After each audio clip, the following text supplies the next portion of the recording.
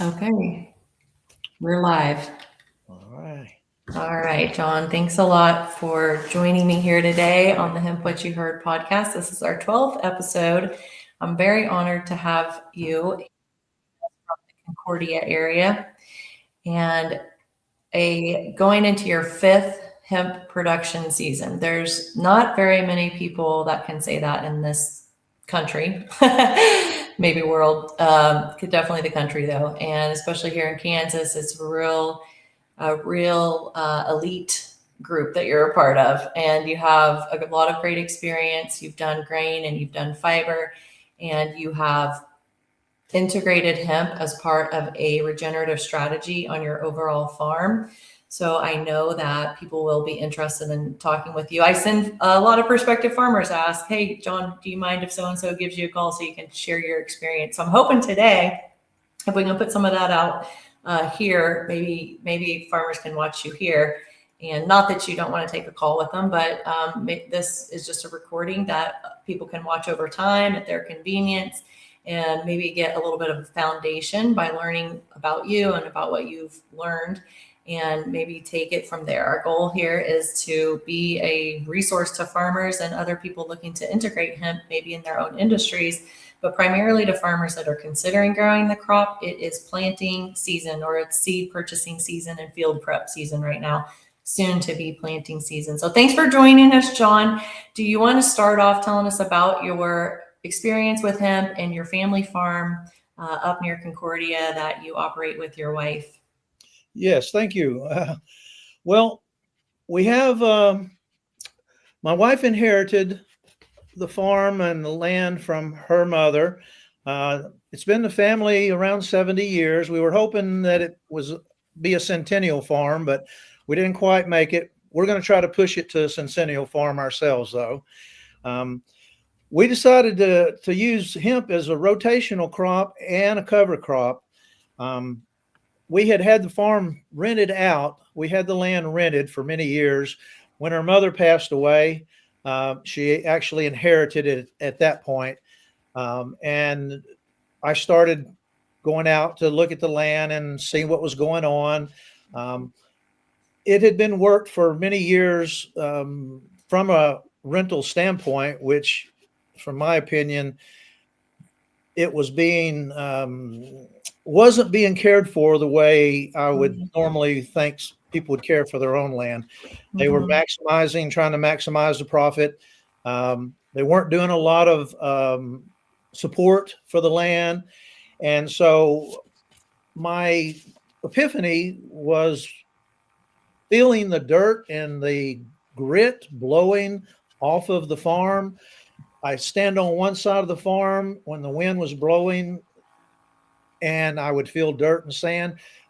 When the wind's blowing from the other direction, I could feel the dirt and sand coming off of it, and then realized that that was my topsoil blowing away.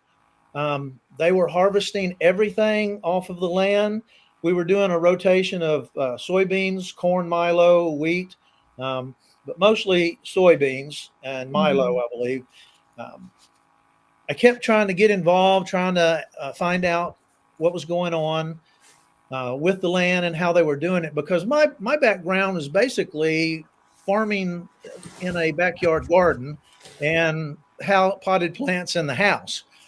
So I really didn't have any farming background. So I was trying to learn and understand what was happening with the people who were working the ground, but they were not very cooperative. And I found the hard way, I found out that when you rent land, you better have a really tight, well written contract, because you don't have a whole lot of say uh, Mhm. with a rental scenario. So we changed to sharecropping so that we Mhm. could have a little more input. And we did that 1 year in the sharecropping. And even with that, I was not getting any information, any feedback, and was not being allowed to uh, participate in what was going on the farm. Mhm. So we decided that maybe I should try being a farm manager and find an operator that was a little more agricultural minded, regeneration type minded about working the land. And I found a couple of young guys that, very young. One young man is in his probably early 20s, and the other in his early 30s. That's But they awesome. come from a family background, farming background, and so they have lots of knowledge. So it was the reason I decided to use hemp was that the land seemed poor, and they were trying to farm every inch, even taking out hedgerows and trying to farm right up to the center line in the road. Mm-hmm. You couldn't tell Yeah. where the road was and where the field started at times. Mm-hmm. So Mm-hmm. I didn't like that, and we wanted to make the land a little more accessible to wildlife.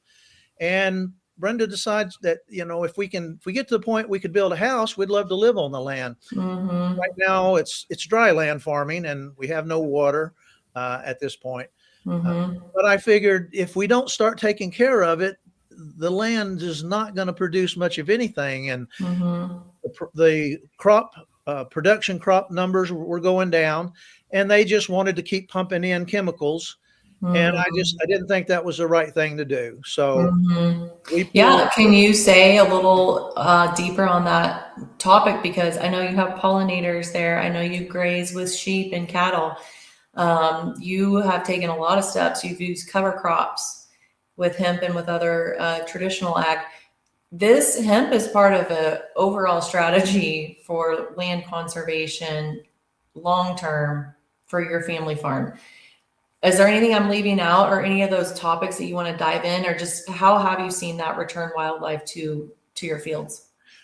I, it's really amazing how the wildlife has returned over the last couple of years. Mm-hmm. We started out by getting involved with the local FSA office, and Mm-hmm. through one of their programs, we started working on water retention. We reworked our waterways, and by doing that, we have been able to retain all the water that falls on the farm now.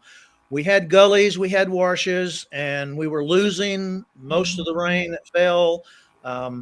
Wasn't saturating. So getting started with retaining the water was the first thing, the big thing. Then, like you said, we brought in sheep so that we could have the land do some mob grazing and Mm-hmm. natural fertilization. We pollinated. We did pollinator seeds, annual and perennial, along the western edge of the property. We also pushed in where they were trying to push out and take every inch. We started going 30 to 60 feet in before we started our crop, to give some corridors there. We have hedgerow on parts of the property. And so the hedgerow plus a little extra for wildlife, what I call wildlife highways, Mm-hmm. which in effect helped reduce our weed pressure, because our weed pressure seems to come from the edges mostly. With the hemp, Good once the feedback. canopies, it really covers and does a good job of Mm-hmm. keeping the weeds down. But we decided that we wanted to have our land produce more with less acreage and give more acreage to wildlife and other things that we might be doing out there. And the retaining the water, I worked on the pond myself, and we did a collaborative effort with the conservation program with the waterways. Mm-hmm. That was a 3-year project. We just finished Mm-hmm. that off last year. And it has really improved our wildlife. I would see almost nothing out there. A few Mm-hmm. birds, now we've got pheasant. I never saw any pheasant out there. We got pheasant out there. We got quail. Um, we've got turkey. Mm-hmm. They're not staying on the property, but we have seen them on the property. We have deer. It's kind of amazing when you walk your land, you can see what wildlife is there. Reading the signs and having a little bit of background on knowledge. And Mm-hmm. we've got coveys of quail. It has just exploded as far as wildlife. And like I said, we caught our first swarm of bees last year. And so hopefully we're going to do a hive split here this year.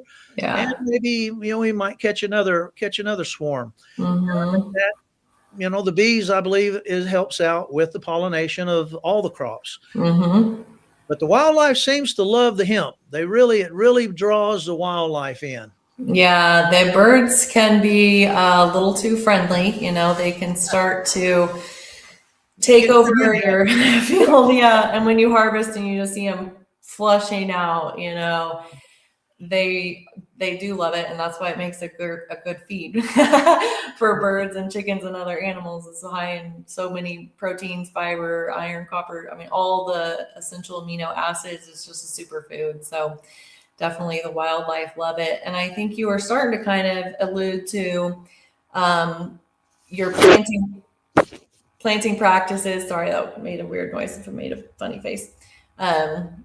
The planting practices and you're using rye as a cover crop, fertilizing. Can you dive in a little on the practical details of what a first year prospective hemp farmer, what do you tell prospective farmers when they call about your experience growing, caring for the crop, and harvesting it? Well, the first thing I tell them is don't listen to any of your farmer friends or neighbors or relatives. If you're interested in growing hemp, grow you some hemp.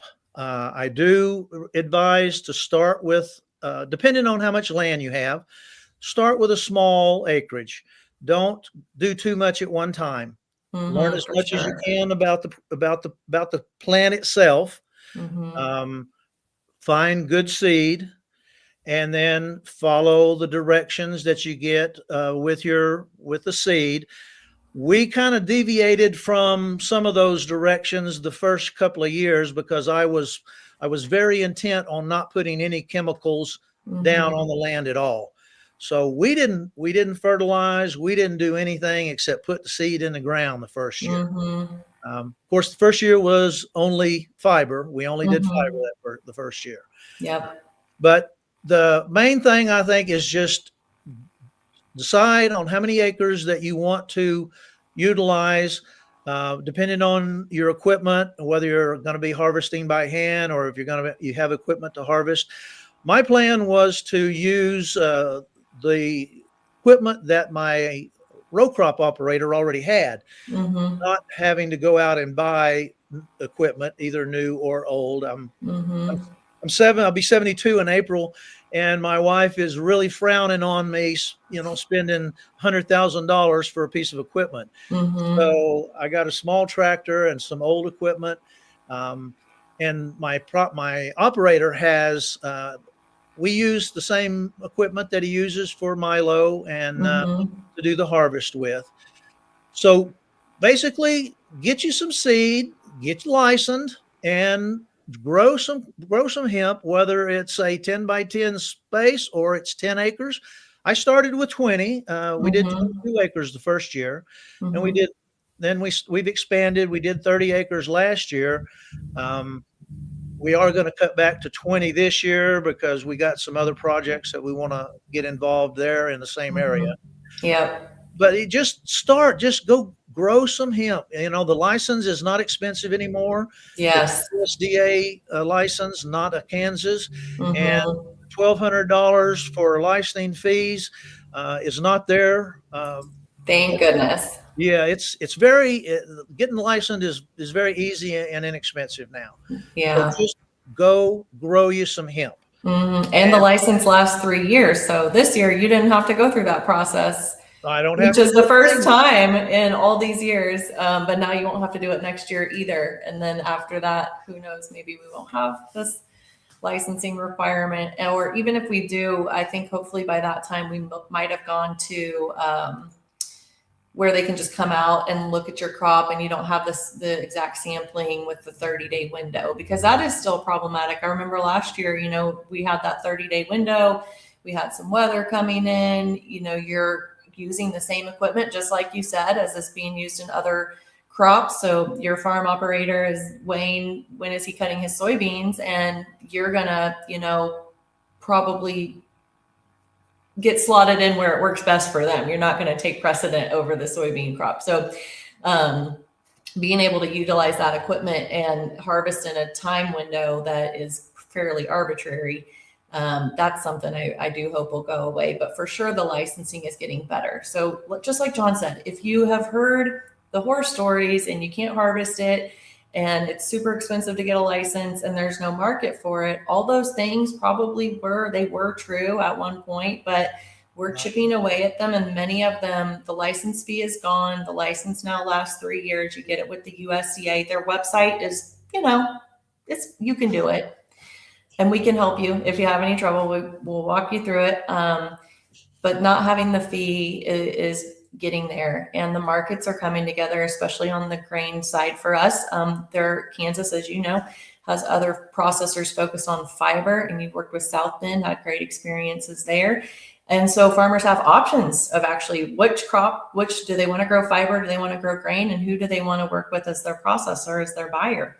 And Kansas is the only state that has that. Kansas is the only state with 3 processors where farmers have some options and can do their homework, I guess, if you will, on the front end, decide which crop fits the equipment that they have and which processing maybe facilities even just closest to them, and just go from there. Connect with the people that have been working on this. And there's a ton of better info available to farmers today than there has been in years past. I would add, you reminded me there, I would add as information for someone new that probably be best to start with a fiber crop for the first year growing. There's quite a few more steps in the grain harvesting. Yeah. And it can get a little hairy if you don't have the equipment, you don't have the ability to harvest, to dry, clean. Just a simple fiber crop.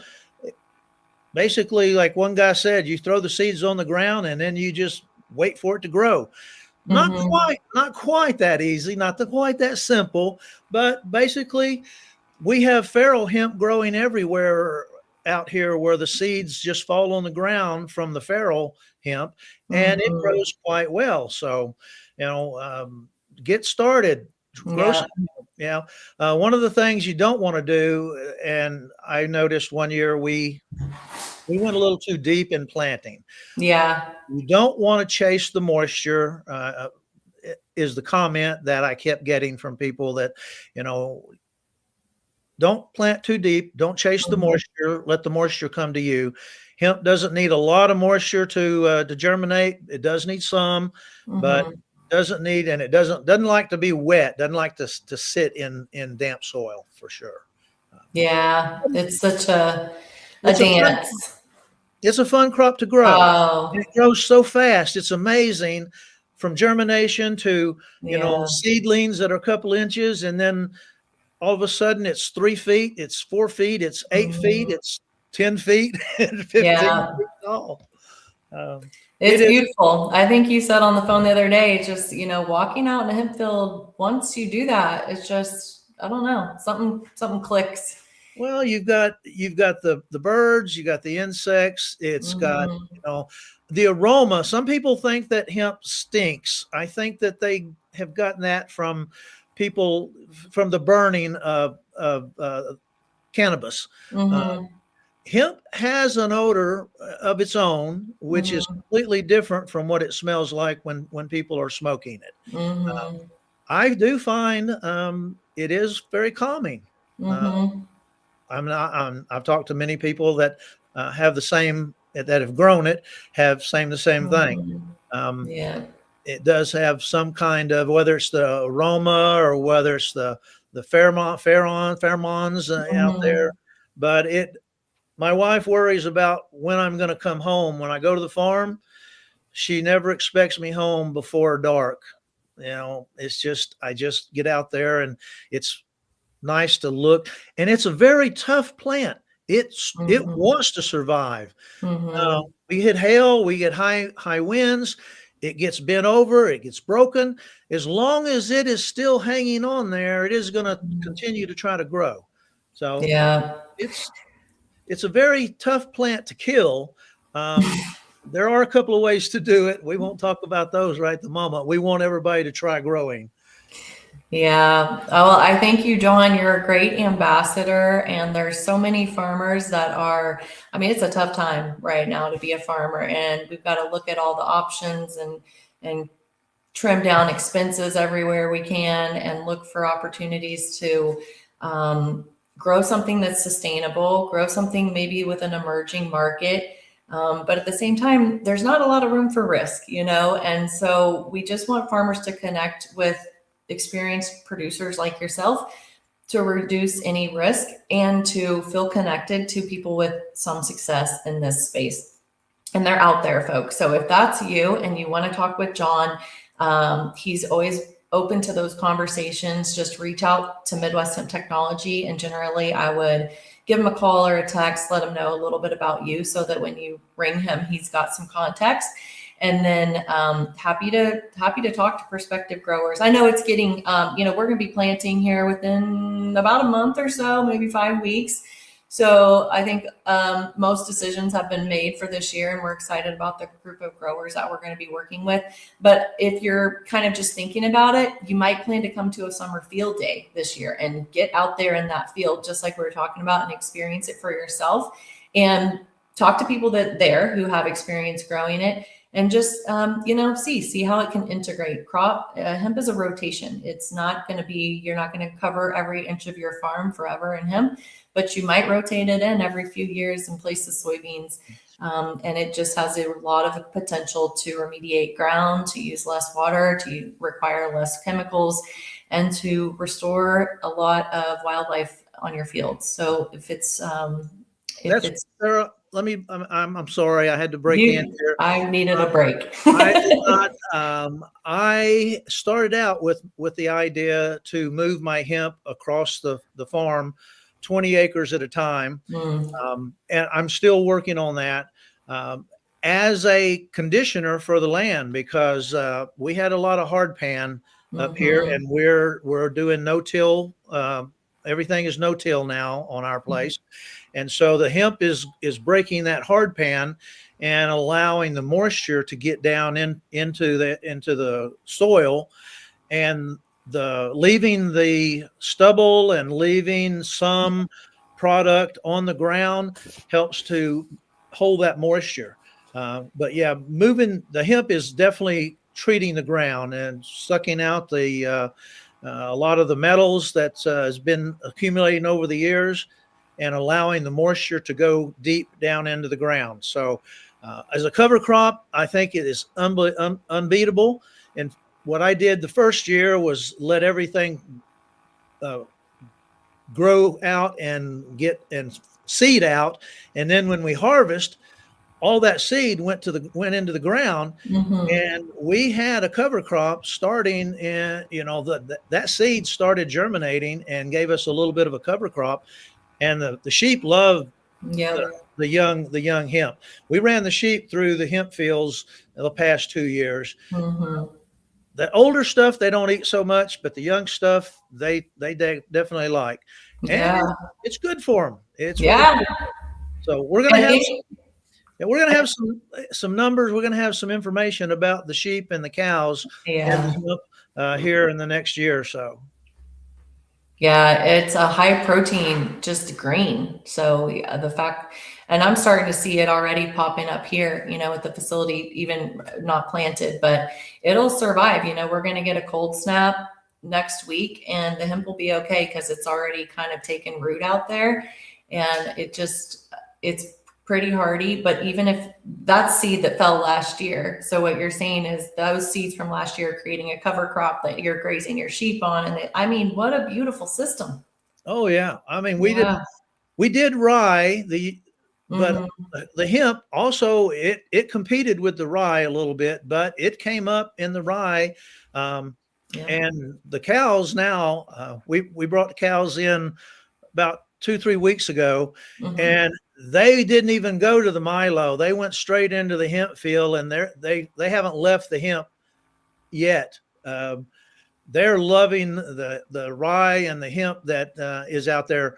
Oh, by the way, some of my cover crop was still green all the way up into December.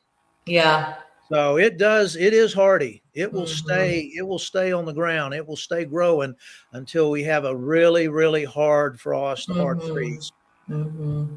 I don't know if we're going to get one. It's the last 2 days of February and has been Yeah. quite, it's almost 80 degrees here today. Well, we were hoping to plant early this year. We want to get Hmm. our seed in the ground in early April, Yep. so that we can get a little earlier harvest and not be pressed uh, with the other things that we need to do with the machinery. Yeah. Uh, Working with an operator, using the same machines that you use for everything else, the timing can be a challenge. Yeah. But we now have options of hybrid seed that will grow early. Um, Hmm. and the farrow, man, sometimes the farrow stuff, you can see it's already coming up with the Yeah. weather we've had. Yeah. So I like to add things to my salads, and Oh, yeah. fresh green, small fresh green hemp, I guess sprouts. Uh, Yeah. it's very good in salads, It is. and you It's can. really good for you. So it's an incredible plant.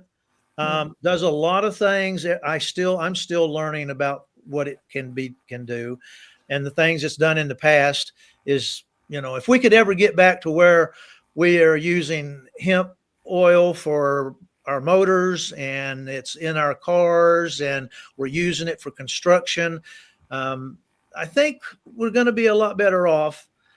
Things will be stronger. Hopefully they'll be less expensive, but we're trying to, it's a good way to get away from the plastics, the oil, and everything that the oils. Um, and I don't have anything. I use oil every day, but Mhm. I think there's healthier ways of doing things. And I think the Yeah. hemp is going to be a strong competitor for the oil, the, the, the, the forestry market. Um, Mhm. but we can all work together and to make things better, and Yeah. improve. It's a solution and we need all the solutions. It's not going to replace plastics or petro products, but it can be an ingredient that accounts for a certain portion of it. And maybe that ingredient percentage grows over time. But today it's just needing to integrate into traditional supply chains, food and feed supply chains. And I think all signs point to, picking up a little bit of steam in the right direction. And that's where we are right now. We're not to the tipping point. We're not scaling in any, traditional compared to what a normal row crop looks like. I think in the whole country last year, there was 5,000 acres of hemp grain production. So we have a long way to go for this to become normalized and scaled across the country. But it's thanks to you and farmers like you that are taking the risk, taking the chance, believing in it, and then doing just what you're doing, like telling people about it, sharing the word, letting people ask you questions. You had a field day last summer. We opened it up and invited anybody that wanted to come. That's what it's gonna take. And it feels like, we talk a lot about it, but there's still a lot of confusion about what hemp is, but it is not, what you use it for, where it has applications, and understanding that this is a grain just like any other oil seed. It produces a high protein meal that can go in your animal feed. You can eat the hemp parts. You can use the oil in cooking just like you would use olive oil. And that's just the grain. We're not, the fiber has its own massive array of applications also. So thank you for your time. Let's wrap it up. It's Friday afternoon. I hope you and Brenda and everybody watching has a great weekend. It's really nice to talk with you today, and I just thank you for your time today, but also over the last several years. It's been really honored to get to know you and Brenda, and I appreciate the time coming out to your farm. And let's have a great season, 2026 hemp production season. Yeah. Thank you, Sarah. I appreciate all the help you've been, all the information I've gleaned from your knowledge, and being a processor is a big thing for me. Being a new farmer, I'm like, well, what do I do with it once I grow it? Well, we got to process it somehow. Uh, Mm-hmm. So I appreciate what you're doing, and we definitely need more people involved. We need to scale up in a reasonable manner. Mm-hmm. We don't need to follow the path that the CBD did. That I think that hurt the industry when everybody jumped in on the CBDs, and then it didn't work out for a lot of people. So slow Mm-hmm. and steady will produce good results, I believe. Mm-hmm. You guys are being awesome in what you're doing, and other processors in the state. Um, Everybody working together, we eventually will get this over the top, and then we'll be Mm-hmm. able to scale up and be very profitable. Right Mm-hmm. now, my focus is to remediate the land, to use it as a rotational crop, use it as a cover crop, and have the animals eating as much as they want of it. Um, Reduces. I think we only started haying the sheep here about 2 weeks ago. It's the first time we put any hay out for the sheep. So Mm-hmm. it's nice not having to spend extra money for feed. Mm-hmm. You can grow it right there on the farm. Yeah, with a volunteer crop. Awesome. Well, thank you, John. Thanks to everybody that's going to watch this or has watched today. We appreciate your time as well. And again, you're welcome to reach out to Midwest Hemp Technology with questions about hemp production or hemp processing, using hemp in your food, feed, industrial supply chains. That's what we're here for. And we appreciate everybody that is learning about hemp, dedicating time to it. And just thank you all for being here today. We'll wrap it up. Thank you, Sarah. Sounds good. Take care, John. You have a good weekend. I am hoping to. It's my mother-in-law's 85th birthday, so that's what we're going to be doing. Wow. Oh boy. Yeah. Well, we're doing Valentine and birthday this evening. I think we're going to Hutchinson to a concert, The Loving Spoonfuls, in Hutchinson tonight.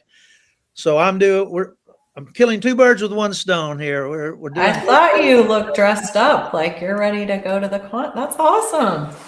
Well, you guys have fun. Love birds on We your will. Valentine's concert date. Yeah. Way Well, to go.